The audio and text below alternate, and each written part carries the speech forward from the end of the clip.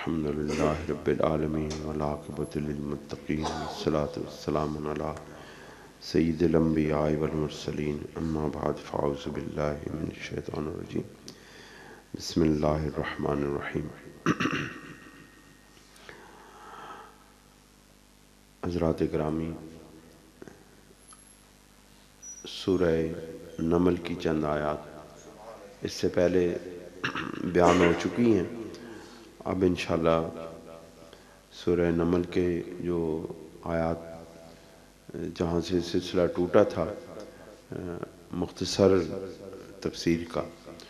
تو وہ انشاءاللہ اب اس کو جاری رکھیں گے انشاءاللہ العزیز، تاکہ یہ سورہ مبارکہ بھی مکمل ہو جائے۔ اس سے پہلے اس سورہ مبارکہ کی 40 آیات بیان ہو چکی ہیں۔ آج انشاءاللہ 41ویں آیت سے اس درس پاک کا آغاز ہوگا۔ انشاءاللہ مختصر درس قرآن مجید ہوگا۔ اللہ کریم حضرت سلیمان علیہ السلام کے مقام اور مرتبہ اور آپ کی عزت و شان، آپ کی سلطنت، آپ کی جو دنیا کے جو چیزیں ہیں ان پر آپ کا تصرف، اس کو بیان کرتے ہوئے اللہ کریم حضرت سلیمان علیہ السلام نے جو ملکہ بلقیس کو خط لکھا تھا اور اس کو اسلام کے قبول کرنے کی طرف توجہ دلائی تھی، تو اس واقعے کے بعد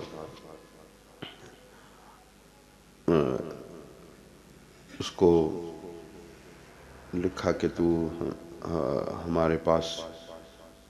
اسلام کو قبول کرتے ہوئے حاضر ہو جا۔ جب اس نے آنے کا ارادہ کیا تو اللہ تعالیٰ نے تو حضرت سلیمان علیہ السلام نے اپنے درباریوں سے کہا کہ اس کے آنے سے پہلے اس کو اللہ تعالیٰ کی شان اور قدرت کا نظارہ کرانا چاہیے۔ تو تم میں سے کوئی ایسا شخص ہے جو درباریوں سے کہا کہ کوئی اس کا تخت لے آئے، تو ایک جن نے کہا تھا کہ میں اس مجلس کے برخاست ہونے سے پہلے لے آؤں گا، لیکن آپ نے فرمایا کہ نہیں، اس سے بھی جلدی چاہیے۔ تو آپ کی دربار میں موجود ایک اللہ کے ولی نے کہا کہ میں اس تخت بلقیس کو، جو تقریباً 1500 میل کے فاصلے پر تھا، اس کو میں ایک پلک جھپکنے کی دیر میں لے آؤں گا۔ اور آپ نے فرمایا کہ اس کو لے آئیے، تو وہ لے آئے تھے۔ اس پر پہلے کافی تفصیل سے بات ہو چکی ہے۔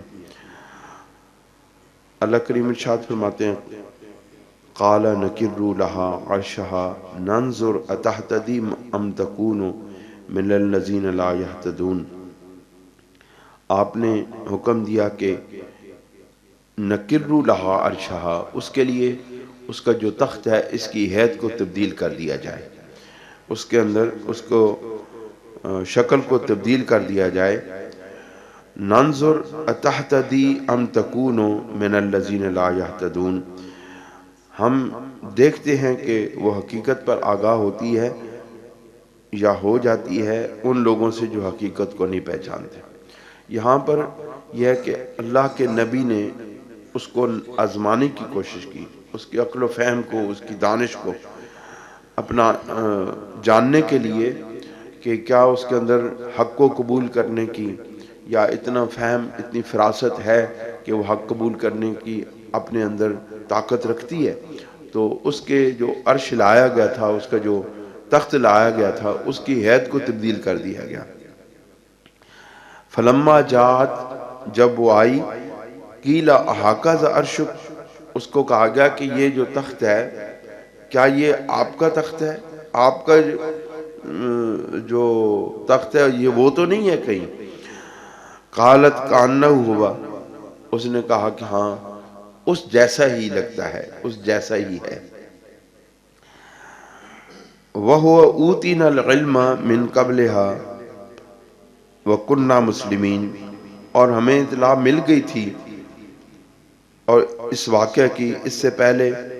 اور ہم تو فرمانبردار بن کر حاضر ہوئے ہیں۔ اس نے کہا کہ ہمیں اس تخت کے آنے سے پہلے جو آپ کے طرف سے خط ملا تھا اور جو ایک پرندہ لے کر کے ہماری طرف گیا تھا، اور اس خط کا مضمون جو ہم نے پڑھا تھا اس سے ہی ہمیں معلوم ہو گیا تھا کہ آپ اللہ کے نبی ہیں۔ اس کا یہ مطلب ہے کہ اللہ کی نبی کو پہچاننے کے لیے اللہ تعالیٰ نے انسان کے اندر ایک فطرت میں اس کے اندر ایک پہچان رکھ دی ہوتی ہے۔ اس لیے جیسے ہی وہ کسی اللہ کے نبی کو دیکھتا ہے تو اس کی فطرت میں وہ اس کو آواز آتی ہے کہ یہ اللہ کا نبی ہے۔ وہ بات مسئلہ حل ہو گیا۔ اب بات یہ ہے کہ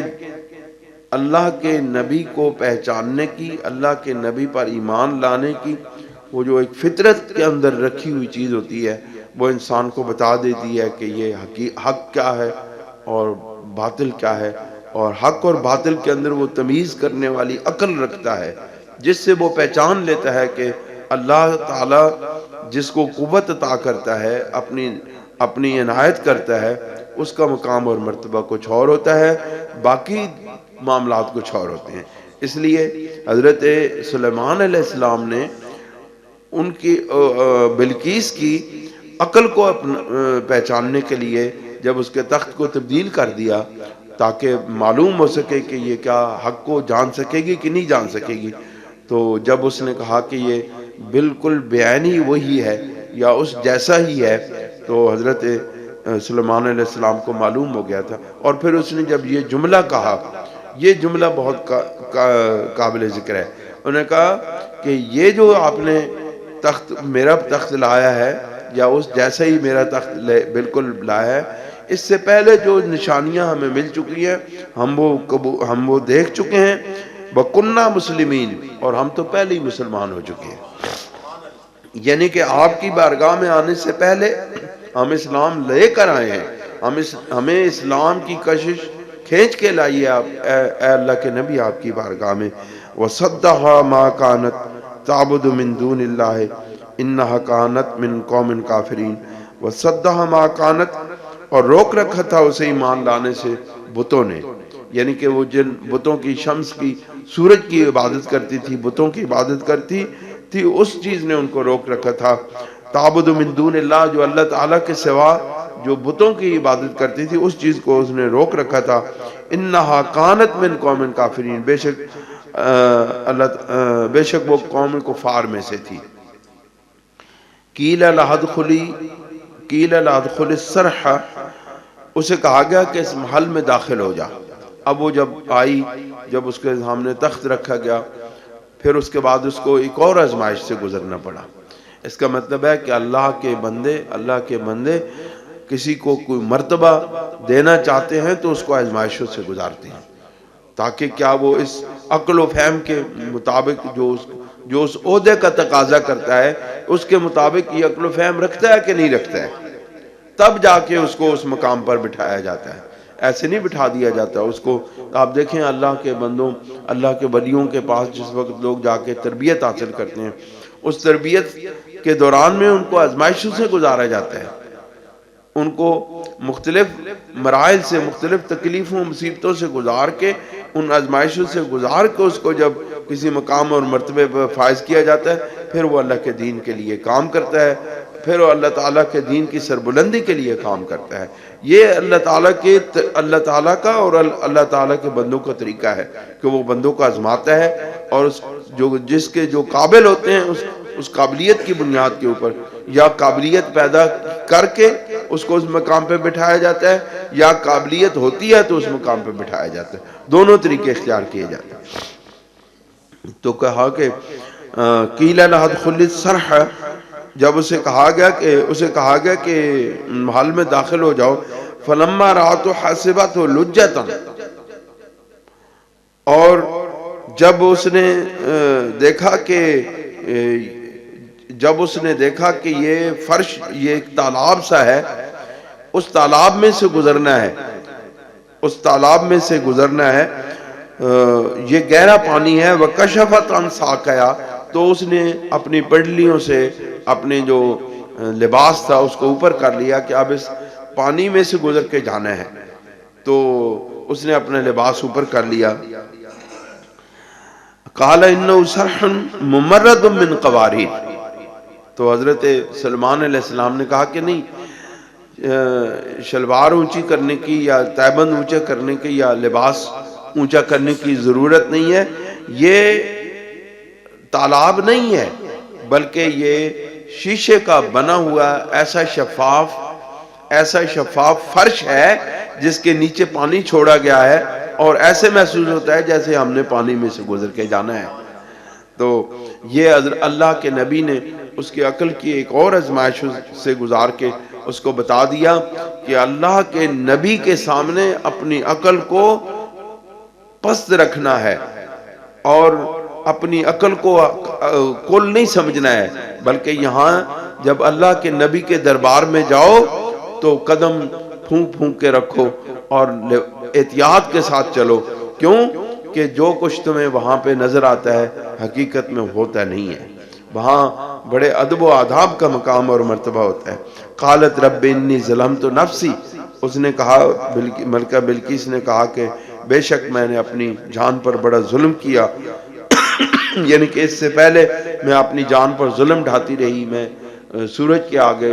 بتوں کے آگے میں جھکتی رہی، لیکن یہاں تو میں نے دیکھا ہے کہ اللہ تعالیٰ کے نبی کو وہ شان اور وہ رفعت وہ منزلت عطا کی گئی ہے کہ اب معلوم ہو گیا کہ حق کہاں ہے. بتوں کے سامنے جھکنے سے کچھ نہیں ملتا، اللہ تعالیٰ کے ہو جانے سے سب کچھ مل جاتا ہے، کیونکہ اس نے یہاں پہ جو نظارے دیکھے تھے وہ اللہ تعالیٰ کی قدرت کے نظارے جو اللہ کے نبی